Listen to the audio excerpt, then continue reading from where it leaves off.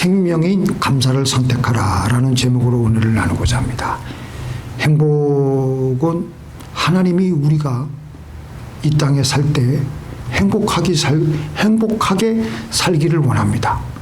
근데 행복하게 살려면요, 우리가 선택해야 돼. 선택. 행복하게 살기 위해서는 선택도 해야 되고 매일매일 그 선택에 따른 그 수고와 노력을 우리는 해야 됩니다. 근데 내가 행복하게 살려고 선택하지 않으면요, 실질적으로는요, 그 결정이 대충 불행하게 살겠다고 선택을 하게 되는 것입니다. 오늘 하나님께서는 생명을 택하든지 죽음을 택하든지 축복을 택하든지 저주를 택하든지 내와 내 자손이 행복하게 살기 위해서 생명을 택하라고 하십니다. 내가 생명을 택하지 않았는데 내가 어떻게 죽음을 꼭 택한 것은 아니지 않느냐? 그게 아닙니다. 생명을 택하지 않으면 죽음을 택한 것이 될 수밖에 없습니다. 내가 축복을 택하지 않으면 저주를 택한 것이라고, 이상하지 않느냐? 아닙니다. 축복을 택하지 않으면 벌써 나는 저주를 택할 수밖에 없는 것입니다. 중간지대가 없습니다. 그래서 우리가 행복하게 살기 위해서는요, 내가 반드시 행복하게 살겠다라고 양당 간의 선택과 결정을 해야 됩니다. 그렇게 결정하지 않으면 나는 이 삶 속에서 무참하게 떠밀려 내려가며 불행하게 살게 되는 것입니다. 하나님께서는 오늘 우리 신명기 30장 19절 말씀을 이스라엘 백성들에게 하셨는데요. 이스라엘 백성들은 애굽에서 노예 생활 400년 동안을 하고 지낸 중에 너무 괴롭고 힘들어가지고 하나님께 자기네들도 모르게 탄식하고 고통을 외치니까 하나님께서 그 기도를 들어주셔서 모세를 택하여서 모세로 하여금 이스라엘 백성들을 출애굽을 시켰습니다. 그렇게 해서 이스라엘 백성들은 출애굽을 해서 가나안 땅에 들어가기 위해서 광야를 들어갔습니다. 가나안 땅은 젖과 꿀이 흐르는 그런 행복한 땅이었는데요. 그곳으로 가야 되는 그 땅을 들어가기 위해서는 반드시 모래사장인 이 광야를 지나야지만 되었습니다. 그래서 이 가나안 땅을 들어가는 그 과정은요, 그냥 쉽게 들어가는 것이 아니었습니다. 차지할 수 있도록 내가 노력하고 땀을 흘려야지만 했습니다. 그런데 이스라엘 백성들이 가나안을 바로 눈앞에 목전에 두고 모세에게 원망을 합니다. 조금 어려운 일이 생겼나 봐요. 우리를 왜 여기 데리고 왔느냐? 애굽에 매장지가 없어서 여기다가 우리를 죽게 하려고 이렇게 데리고 왔느냐? 우리 애굽으로 돌아가자. 그러면서 원망을 합니다. 근데 모세에게 원망을 한 것이 아니라 실질적으로 그것은 하나님께 원망을 하게 된 것이기 때문에 하나님께서 그들의 그 원망 소리를 듣고 뭐라고 말씀하시냐면은, 알겠다. 너희들 원하는 대로 해라. 그래가지고 그들은 생명을 택하지 않고요, 죽음을 택한 것입니다.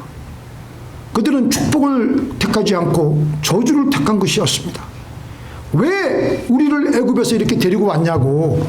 우리가 애굽에 살 때가 이렇게 고생스럽게 살지는 않았는데 왜 우리를 데리고 왔냐고 막 그렇게 하자 하나님께서는 너희들 원하는 대로 해라. 그래, 너희들 말하는 대로 내가 해줄게. 그렇게 해서 하나님께서 그 이스라엘 백성들에게 약속하셨던 그 가나안 땅의 그 젖과 꿀이 흐르는 그 생명과 축복의 그 놀라운 것을 예비해 두셨는데 그들에게는 그 파이프라인을 차단시키셨습니다. 그래서 이들의 비극은 열흘이면 갈 수 있는 가나안 땅의 그 거리를 40년 동안이나 방황하게 하셨습니다. 40년 동안 갈 곳이 없어가지고 사막에서 계속 뺑뺑뺑뺑 방황하며 그들은 이제 나이가 들어가면서 그렇게 죽어갔습니다. 그리고 이제 그 자녀들에게 오늘 본문 말씀을 또 하시는 겁니다. 하나님께서 소름이 돋아오는 하나님의 말씀입니다. 또 똑같은 장소에서 40년 전에 너희들의 부모들 세대들은 잘못된 선택을 했다. 똑같은 상황에서 내가 너희들에게 오늘 결단하라고 촉구한다. 생명을 택하겠느냐, 죽음을 택하겠느냐, 축복을 택하겠느냐, 저주를 택하겠느냐. 너희들 선택해라. 이렇게 광야 2세대의 이스라엘 백성들은 이 말씀을 들으며 어떤 생각이 들었겠습니까? 소름이 돋아왔습니다. 우리의 선조들은 그 40년 전에 그때 이 말씀을 들었을 때 잘못된 결정과 선택을 했기 때문에 이렇게 광야에서 죽어나갔구나. 똑같은 상황, 똑같은 장소에서 하나님께서 우리에게 다시 물으시는구나. 그런데요, 또 신기한 것은 그 중에 그 광야 1세대 백성들 중에 신기한 것은 광야 생활했던 그 1세대들 중에 어떤 사람들은 아침마다 일어나면서 광야에서 비록 광야이지만 있는 힘을 다해 하나님께 감사하며 하나님을 찬송하며 아침마다 일어나 가지고 아침에 태양빛을 보면서 하나님 오늘도 새로운 날을 주셨군요. 하나님 참 감사합니다. 불기둥과 구름기둥을 체험하면서 하나님의 임재를 체험하면서 그들은 하나님께 감사를 했고요. 만나를 먹었고 메추라기를 먹었고요. 반석에서 물이 터지는 것을 체험하면서 하나님은 우리의 진정한 하나님이시다. 우리의 불순종으로 이렇게 광야의 삶을 살지만 여호와가 나의 생명이시다라고 하며 그들은 하나님께 감사하기 시작했습니다. 비록 그들은 광야 1세대의 불순종한 세대였지만 그 중에 그들은 그래도 감사하며 나갔기 때문에 나중에 광야 2세대의 거기서 태어난 이스라엘 백성들과 함께 가나안 땅에 들어가게 되는 놀라운 생명과 축복을 받게 되었던 것입니다.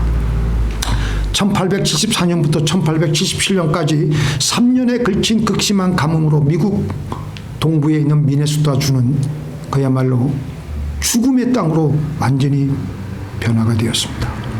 엎친 데 덮친 격으로 엄청난 수의 메뚜기까지 몰려들어와 가지고 남아있던 농작물까지 싸그리 다 그냥 긁어 해치우는 게 되니까 완전히 그냥 미네소타주가 완전히 그냥 대공황에 빠지게 된 거예요. 음식은 없죠. 3년간 그 가뭄도 겪기 힘들었는데 거기다가 메뚜기 떼까지 그냥 다 달게 들어가 가지고 완전히 씨를 말려버리니까 주민들이 패닉에 걸린 거예요. 절망하고 있었어요. 이런 상황 속에서 1877년 4월 27일 필스부리 주지사는 가버너가 이런 말을 합니다. 우리에게는 아직 희망이 있습니다. 하나님께서는 이런 시련을 통해서 반드시 우리에게 또 좋은 것을 주실 것입니다. 비록 농사는 망쳤지만 우리 오늘 건강하게 살아있는 것을 감사하고 오늘을 감사의 날로 선포하니 우리 모두 다 하나님께 있는 힘을 다해서 감사 기도를 하십시다. 그러니까 이 주민들이 이 주지사의 연설에 감동을 받아가지고 그냥 마을 가정에 모여가지고 금식하고 감사 기도하고 각 교회마다 모여가지고 다 감사 기도하고 하나님께 있는 힘을 다해서 생명을 걸고 하나님께 간절히 기도를 드렸습니다. 그런데 그 다음날 놀라운 기적이 일어나기 시작했습니다. 들판을 가득 메웠던 메뚜기 떼들은 일시에 다 없어지고 메말랐던 대지에 갑자기 단비가 촉촉히 내리기 시작하는 거예요. 이 미네소타 주민들은 하나님께서 그들의 기도를 들어주신 줄 알고 하나님 감사합니다. 또 감사하고 미네소타 주민들은 주지사의 연설을 듣고 생명을 택했습니다. 죽음과 저주를 택할 수밖에 없는 상황이었지만 그들은 있는 힘을 다해 감사를 함으로 하나님의 생명을 택하였던 것입니다. 오늘 우리 우리 이경희 집사님 남편이 오래간만에 나오셨기 때문에 제가 또 영어로 잠깐 이 얘기는 영어로 좀 말씀을 다시 한번 하려고 합니다. A dual drought from 1874 to 1877 turned Minnesota State into a land of the dead. To make it worse, a huge number of the locusts have flocked to the worst situation, eating away even the crops that barely survived the drought. Not to mention farmers, the entire state of the Minnesota is in the Great Depression. The residents of the Minnesota were despairing out of fear. With this extreme situation, on April 27, 1877, Governor Pillsbury made a speech. We still have hope. God will surely give us something better through this suffering. Although farming was ruined, thank you for being healthy and alive. I proclaim today is the Thanksgiving Day. Let's do Thanksgiving to God for everything. So, Minnesota residents were moved by the governor's speech, and in that day, all the Minnesota residents offered Thanksgiving prayers in both large gatherings and the small gatherings, in every home and every church. The next day, a miracle happened incredibly. The locusts being filled with the field disappeared at once, and the rain began to fall on the dry land. God must have heard their thanksgiving prayers. In spite of the famine, they chose God's life by offering thanksgiving prayers with all their might. 제가 저번 주에 이어서 우리 안에는 수많은 생각들이 떠돌고 있다고 했습니다. 하루에 얼마나 많은 생각들이 떠돌고 있다고 제가 말씀드렸습니까?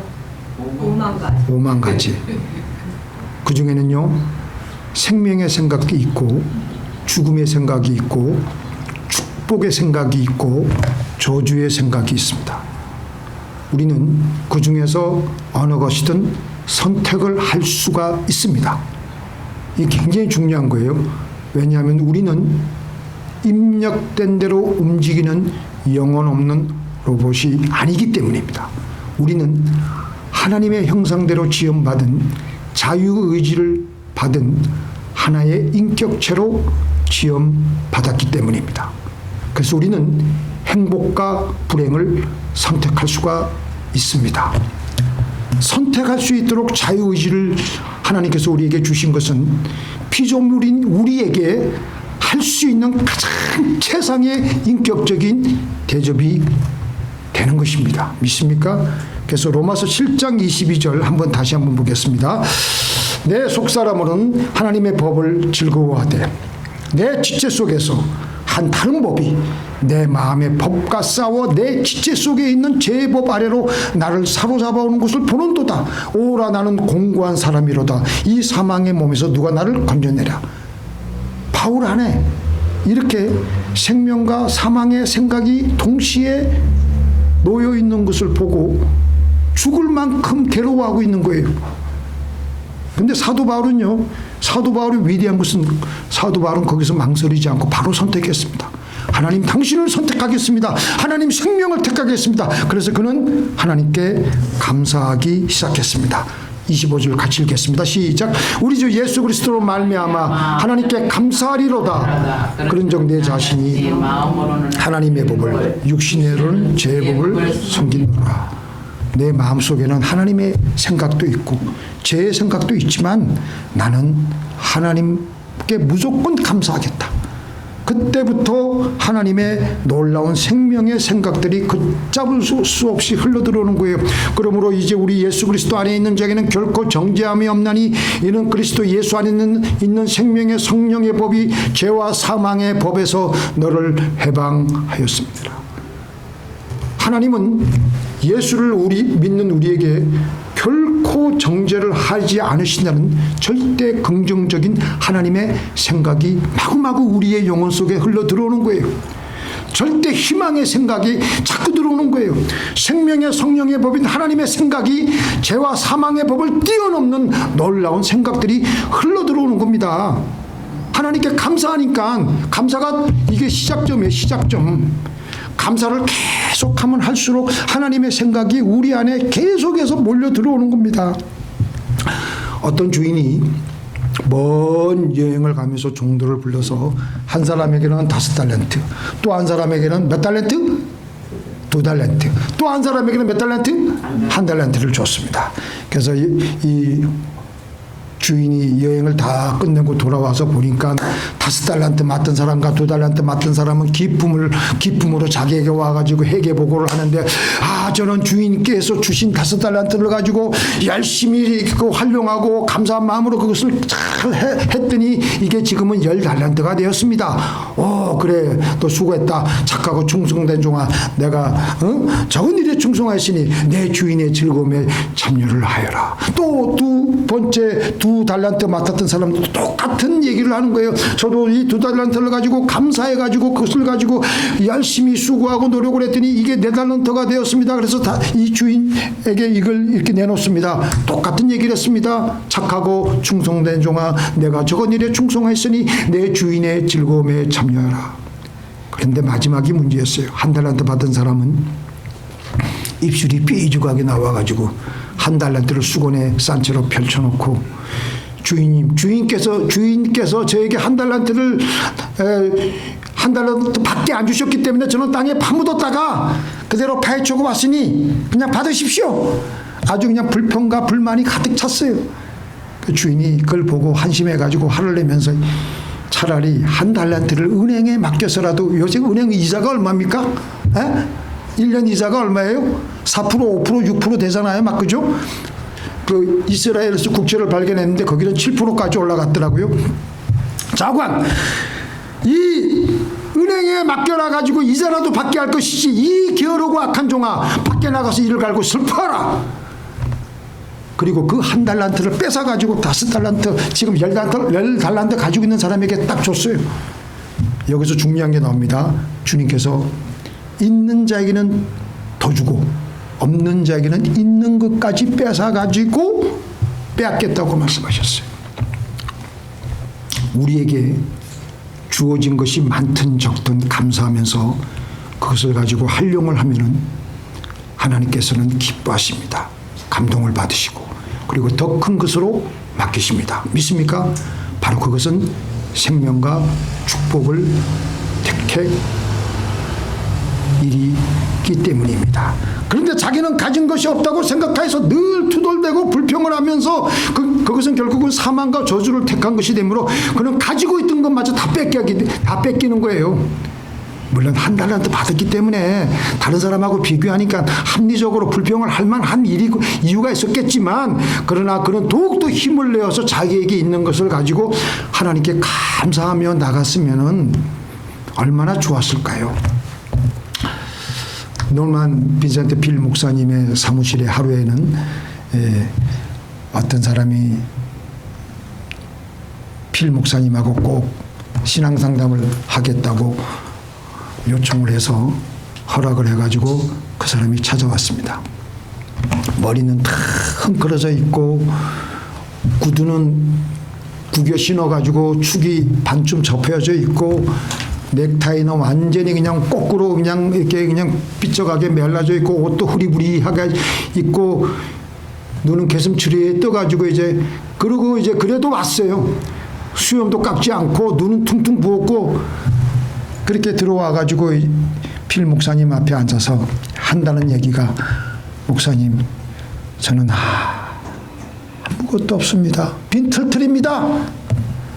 내가 매일 아침부터 저녁 늦게까지 짭을 구하려고 했지만 아무도 저에게 직장을 주진 않습니다. 목사님하고 오늘 무슨 얘기를 하겠지만 전 기대하지 않습니다. 세상 그냥 포기하고 죽으려고 그래요. 그러니까 필 목사님이 책상 서랍을 열고서 종이 한 장 하고 펜을 하나 주면서, 당신 지금부터 내가 묻는 물에 대답을 하시오. 그리고 대답할 때마다 거기다가 꼭 글을 적으시오. 첫째, 당신 아내가 있습니까? 예, 아내가 있습니다. 이렇게 지질이 못난 돈도 잘 못 버는 남편을 버리지 않고 끝까지 의리를 지키면서 버리지 않고 같이 살아주는 착하고 좋은 아내가 있습니다. 아, 그래요? 그러면 착하고 좋은 아내 꼭 적으시오. 자식은 있습니까? 예, 자식은 있습니다. 아이들에게 공부도 제대로 못 시키고 제대로 해비지도 못했지만 애들이 저를 순종하고 교회도 열심히 잘 나가서 기도하고 그런 아이들이 있습니다. 5이나 됩니다. 그래, 또 있네. 그러면 아이들, 착한 아이들 5명 이렇게 적으시오. 근데 당신 밥 잘 먹어요? 예, 없어서 못 먹어요. 그냥 먹었다면 소화도 잘 되고요. 얼마나 그래요? 없어서 못 먹는 위를 갖고 있다. 그것도 감사할 일이요. 건강한 위장이라고 적으시오. 그리고 난 다음 당신 밤에 잠 잘 자요?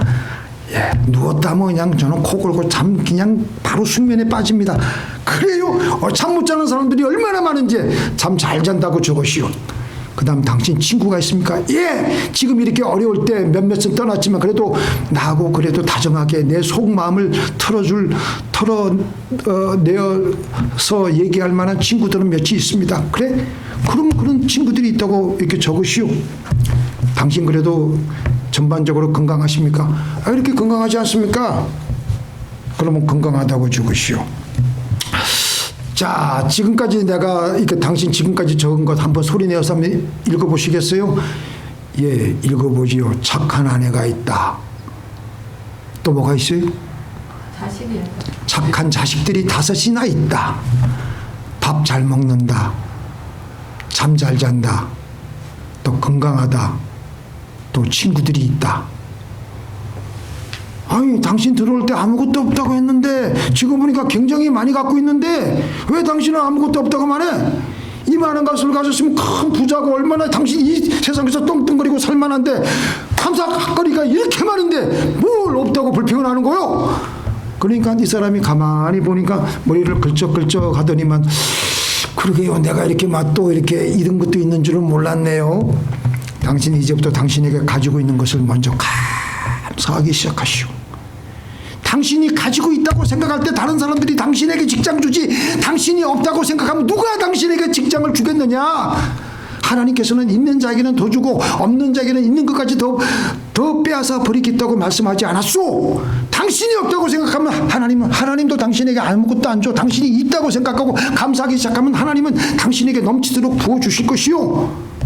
그래서 이 사람은 일어나서 그 필 목사님께 고맙다고 인사를 하고 집에 돌아와서 가만히 생각하니까 그래, 나는 아내도 있고 자식들도 5이나 되고 밥 잘 먹고 밥 또 뭐 있죠?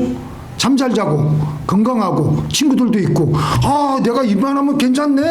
거울을 보니까 아이고, 내가 이렇게 있는 사람이 이렇게 그냥 완전히 거지같이 이렇게 하면 안 되겠지 해가지고 넥타이도 다시 촥 이렇게 해가지고 매고 머리도 제대로 단정하게 입고 밑에 바지도 그냥 딱 줄을 세워서 각을 세워가지고 쫙 하고 구두도 더 이상 구겨 신지 않고 제대로 딱 신고 나서 보니까 기가 막히게 멋있는 젠틀맨이 된 거예요. 그리고 신문에 나 있는 구인 광고를 보고 찾아가서 인터뷰를 해서 바로 직장 잡은 거예요. 그 다음에